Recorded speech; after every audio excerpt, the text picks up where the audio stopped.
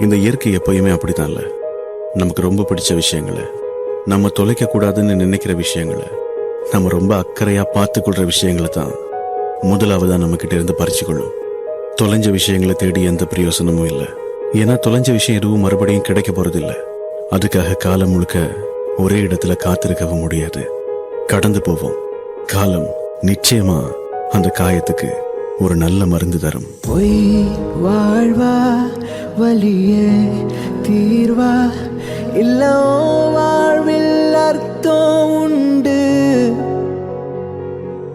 மே உணரோ முன்பு சோர்வா ஒரு நீ